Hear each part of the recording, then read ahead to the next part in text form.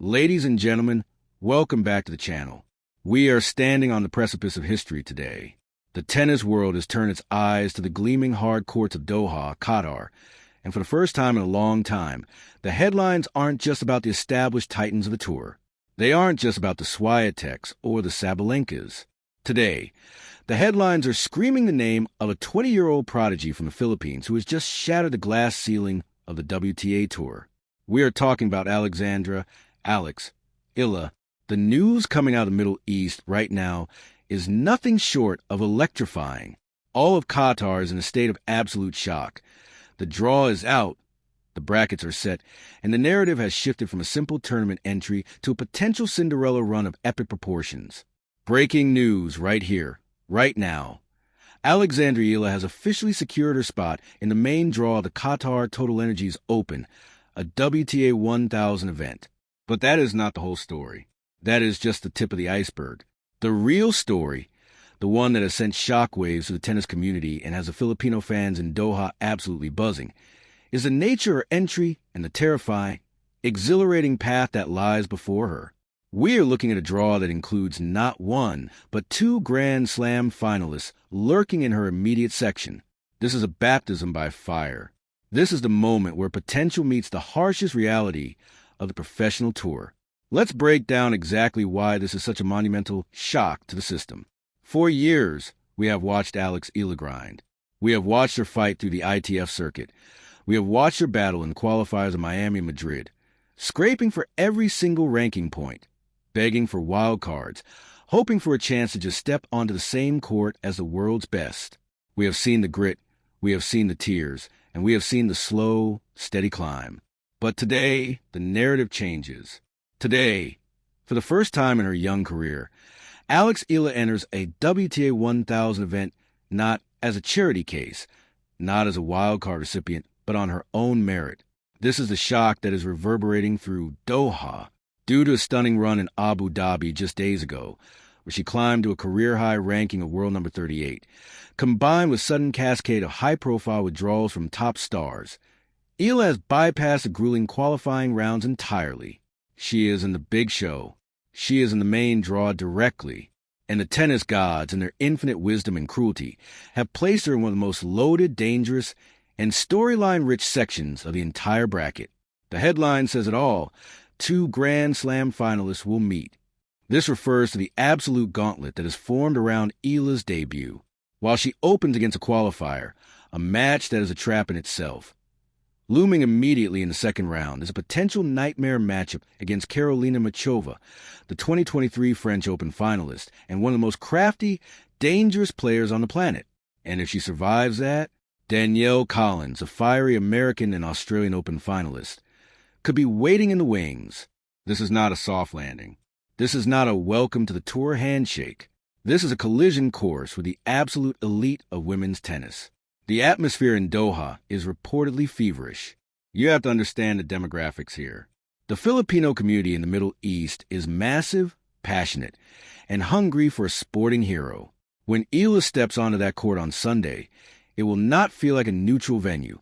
It will feel like a home game in Manila. The shock isn't just about the tennis.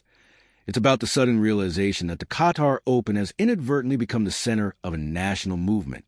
We saw what happened in Abu Dhabi. The flags, the chanting, the energy that rivaled a Davis Cup tie. Now, multiply that energy by the prestige of the WTA 1000, the second highest tier of tournaments in the world, just below the Grand Slams.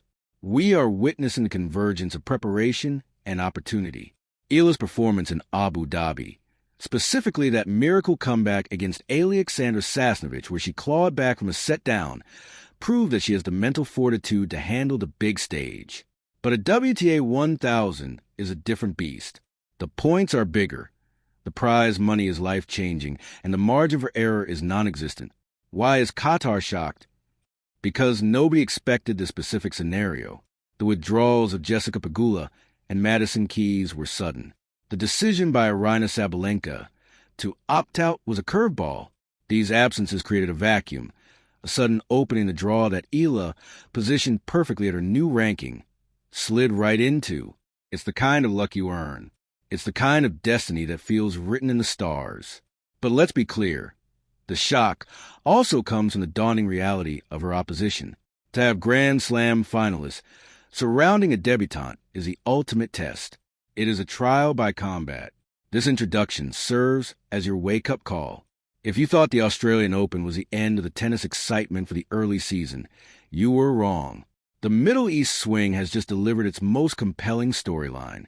A 20-year-old rising star, a nation on her back, a historic direct entry, and a draw from hell. Can she survive?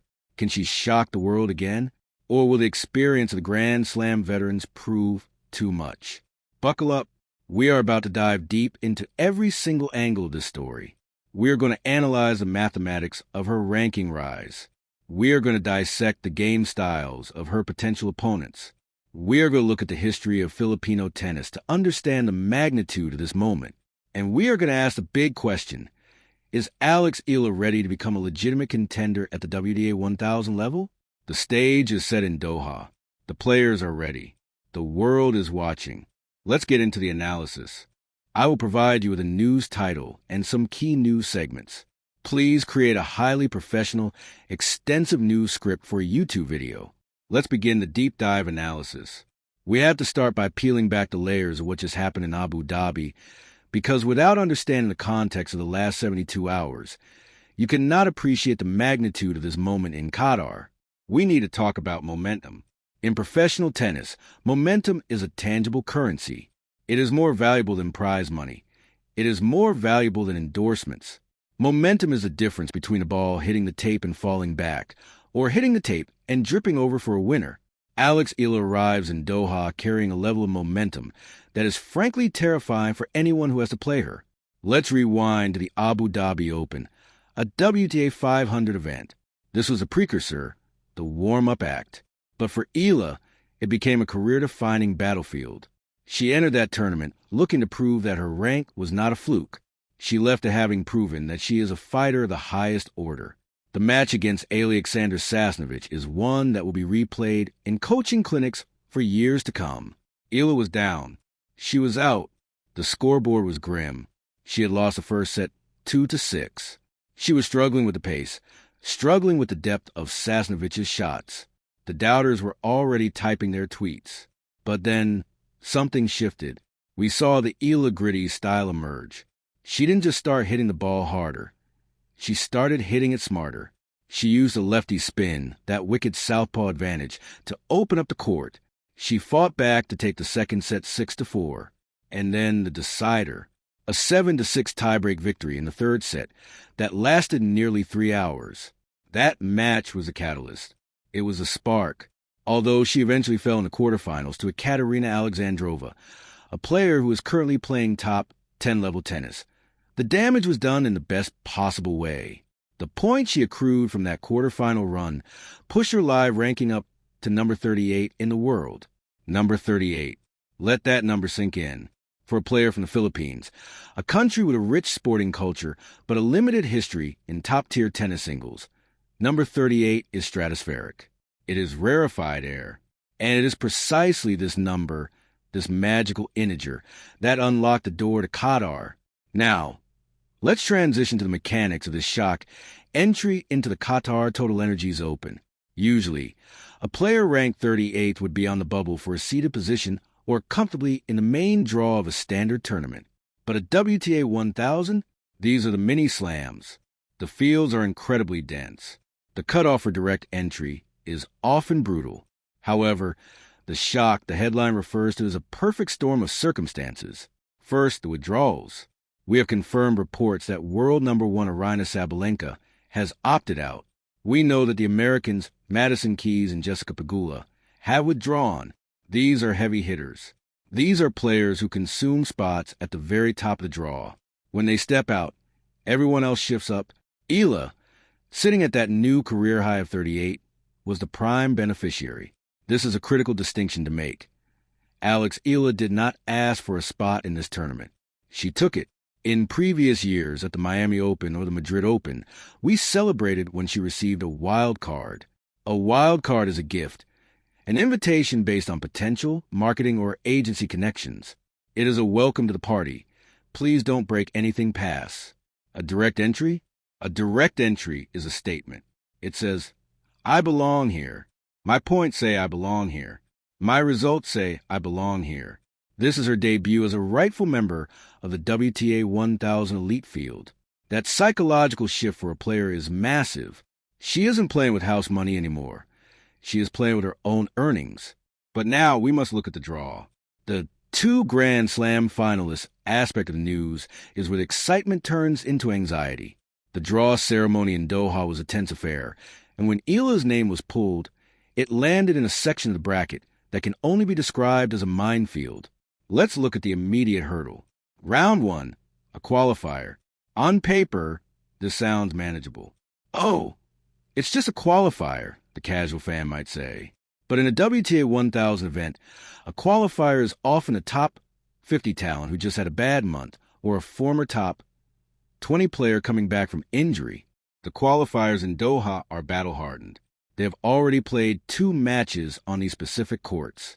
They are acclimated to the wind, the surface speed, the lights. Eala is coming in cold. She has to adapt instantly. Playing a qualifier in the first round is often more dangerous than playing a seed, because the qualifier is rhythm. Eala has pressure. If she navigates past that trap, the script gets Hollywood-level dramatic. Waiting in the second round is a projected matchup against Karolina Muchova. Let's talk about Muchova, the Czech maestro, the woman who made the Roland Garros final in 2023 and pushed Iga Swiatek to the absolute limit. Muchova is not a ball basher. She is an artist. She slices, she dices, she comes to the net, she uses drop shots. For a young player like Eala, who thrives on rhythm and heavy baseline exchanges, Muchova is a nightmare. She disrupts rhythm. She makes you play shots you don't want to play.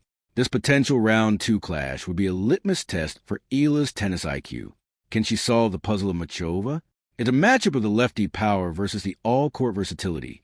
And then, looking even further ahead in this shock bracket, we see Danielle Collins, the American firebrand, the 2022 Australian Open finalist. Collins is the antithesis of Muchova. She hits the ball with ferocious power. She screams, she fights. She turns every match into a street brawl. If Eala gets through the finesse of Muchova, she might run headfirst into the fury of Collins. This is why the headline says, all of Qatar shocked. It's not just that Eala is there. It's the sheer quality of tennis that is about to explode in her section of the draw. The organizers couldn't have scripted a more compelling narrative if they tried. You have the rising Asian superstar, the Filipino icon, thrown into the ring with the established European and American giants of the game. We also need to discuss the venue and the conditions. The Khalifa International Tennis and Squash Complex in Doha is a unique venue. The courts are hard, but they can be slow and gritty, especially at night when the humidity settles in. The wind is always a factor in Doha. It swirls around the stadium, wreaking havoc on high ball tosses and spin-heavy forehands. Eala is a lefty who relies on a heavy topspin forehand to dictate play. The wind can be her friend or her enemy. If she can harness the lefty serve out wide on the ad court, sliding it away from her opponents in the wind, she can dominate. But if the wind catches her toss, we could see double faults. These are the micro details that will decide these matches. Let's zoom out for a moment and talk about the financial and ranking implications of this debut. This is the part of the sport people often overlook, but it is the engine that drives a career. The prize money in a WTA 1000 event is enormous. Just for showing up at a round of 64, the paycheck is significant, often exceeding $10,000 to $15,000. But a win? A single win in the main draw of a 1,000 level event is worth tens of thousands of dollars and, more importantly, 35 to 65 ranking points depending on the round. For Eala, every point matters. She is defending points from previous years, but she is also in a position to net gain. She has no points to defend from Qatar last year because she didn't play. This is what we call pure profit in the rankings game. Every match she wins in Doha is a direct addition to her total. If she wins 2 matches, she pushes toward the top 30. Top 30 is the seeding territory for Grand Slams. That is the ultimate goal. If Alex Eala can leave Doha with a top 32 ranking, She enters the French Open and Wimbledon as a seeded player. That means she avoids the Swiatek's and Sabalenka's until the third round. That is how you build a deep Grand Slam run. It starts here. It starts in Doha. The pressure, however, cannot be understated. We have to talk about the Filipino effect. Wherever Alexandra Eala goes, the crowd follows. In Abu Dhabi, the reports were that the stadium was 70% Filipino fans. The chanting, the flags, the noise, it was electric. In Doha, the Filipino expatriate community is even larger. This is a double-edged sword. On one hand, the support is incredible. It lifts you up when you are down. It intimidates the opponent.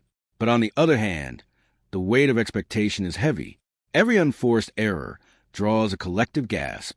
Every missed break point feels like a national tragedy. Eala is learning to carry this weight. She is maturing before our eyes. She is no longer just a tennis player. She is a national ambassador. We also need to contextualize this against the history of Asian tennis. We have seen the rise of Li Na from China, who broke the barriers. We saw Naomi Osaka from Japan dominate the world. Now, the Southeast Asian region is looking for its champion. Thailand had Tamarine Tenasugarn. Indonesia has had its stars in doubles, but the Philippines has been waiting for a single superstar. Alexandra Eala is answering that call. Her debut in a WTA 1000 main draw is a landmark moment for Southeast Asian tennis history. Let's circle back to the 2 Grand Slam finalists headline. Why is this specific phrasing so important? It highlights the depth of the WTA Tour right now. There are no easy draws. In the era of Serena Williams, there were early rounds that were routine. In 2026, the world number 50 can beat the world number 5 on any given day. The fact that Grand Slam finalists like Machova and Collins are unseeded or floating in the draw to meet a newcomer like Eala shows how brutal the competition is. Eala isn't entering a development league. She is entering a shark tank. I want to take a moment to analyze Eala's game technically, based on her recent performance in Abu Dhabi, to see how it matches up against this Doha field. Her forehand has always been her weapon. That lefty whip is heavy and it bounces high. On the Doha hard courts, which can be gritty, that ball is going to kick up above the shoulder of her opponents. This is crucial against someone like Machova, who likes to slice. If Eala can keep the ball high and heavy to Machova's backhand, she can neutralize the slice. Her backhand has improved significantly. It used to be a holding shot, but now she is flattening it out down the line. We saw this against Sasnovich. She was stepping in and cracking the backhand winner. She will need that aggression. But the serve remains a question mark. At 5 feet 9 inches, she isn't the tallest player on tour. She relies on placement rather than raw speed. Against returners like Collins, who stand on the baseline and attack second serves, Eala's serve percentage must be high. If she serves under 60% first serves, she will be in trouble. The shock result will be if she can hold serve comfortably against these aggressive returners. Furthermore, we must consider the coaching and the team. The Rafa Nadal Academy has been her base. They teach a specific brand of tennis: intensity, physicality, and never giving up. You can see the DNA of Nadal in her game, the fighting spirit, the fist pumps, the refusal to tank a set. That mentality is her biggest asset in a WTA 1000. These tournaments are long. They are exhausting. You play every day or every other day. You need to be a physical beast. Eala's fitness in Abu Dhabi was impressive. She won 3 sets and looked fresh at the end. She will need that tank in Doha. Let's talk about the qualifier opponent again. We don't have a specific name yet, as the qualifying rounds are concluding as we speak. But the psychology of playing a qualifier is fascinating. The qualifier has match toughness. They have survived the Hunger Games of the qualifying draw. They are sharp. Eala has had a few days of rest and practice. Sometimes rest is rust. The first 20 minutes of her first round match will be critical. She needs to start fast. She cannot afford a slow start like she had against Sasnovich, because a qualifier with momentum will not let her back in as easily as Sasnovich did. And certainly Machova won't. What is the best case scenario here? The best case is that Eala wins her first round, gets the points, and then plays a blockbuster televised match against Machova on center court. Win or lose, that exposure is priceless. It puts her on the prime-time global feed. It shows the world she can hang with the finalists. The worst-case scenario? A first-round exit. But even then, is it a failure? No. She made the main draw directly. She earned the paycheck. She earned the experience. But knowing Eala, she isn't there for the participation trophy. She is there to win. The excitement in the Philippines is palpable. Social media is trending. Watch parties are being organized. This is the power of sports. One girl, one racket, uniting millions. The shock in the headline is also a shock of joy. It is a realization that we have arrived. As we look at the rest of the draw, we see Swiatek, we see Rybakina. These are the titans Eala is chasing. By being in the main draw, she is now in their orbit. She is in the same locker room. She is eating in the same player dining area. This proximity to greatness breeds greatness. You watch how IGA prepares. You watch how Rybakina stretches. You absorb the professionalism. This week in Doha is an education for Alex Eala, an accelerated masterclass in being a top-tier professional. So, to recap the deep dive, the entry, direct acceptance due to ranking rise and withdrawals, historic first for her. The form, coming off a hot quarterfinal run in Abu Dhabi, confidence is high. The draw, a shock bracket featuring 2 Grand Slam finalists, Machova, Collins, in her immediate path. The stakes, critical ranking points to push for a Grand Slam seed and the pride of a nation. This is the perfect storm. The wind in Doha is blowing in her favor, but the waves she has to surf are massive. And that brings us to the end of this deep dive analysis. But the story is only just beginning. In the next few days, we are going to find out what Alexandra Eala is truly made of. We have celebrated her potential for years. We have watched her dominate the juniors, winning Grand Slam titles in New York and Melbourne. But junior titles are the prologue. This is the main chapter. The transition from junior star to WTA contender is the hardest leap in sports. Many have tried and many have failed. But everything we have seen from Alex Eala, her work ethic, her humility, her fighting spirit, suggests she is ready to make that leap. The QATAR Total Energies Open is more than just a tournament for her. It is a threshold. When she steps across that white line for her first-round match, she steps into a new reality, a reality where she is a target, a reality where the opponents respect her enough to bring their A game, a reality where 2 Grand Slam finalists are waiting to test her resolve. To the Filipino fans watching this, be loud. Your support travels through the screen. We saw it in Abu Dhabi, and we know we will see it in Doha. The home court advantage you create in the Middle East is a legitimate weapon for her. To the tennis fans around the world, keep your eyes on this section of the draw. You might think the winner will inevitably be Machova or Collins, but do not sleep on the girl from the Philippines. She has a habit of proving people wrong. She has a habit of turning shocks into statements. This is the beauty of the WTA Tour. New stars are born in the fire of these WTA 1000 events. We are witnessing the changing of the guard, the rise of a new generation, and Alex Eala is right at the forefront of that wave. We will be covering every single match, every single point, and every single update right here on this channel. If she wins, we will celebrate. If she learns, we will analyze. But one thing is certain. The tennis world is no longer sleeping on Alex Eala. QATAR is shocked. The fans are ready and the stage is set. Thank you so much for tuning in to this extensive breakdown. I know we covered a lot of ground, from the ranking mathematics to the tactical matchups against slice and dice specialists. But a story this big deserves this level of detail.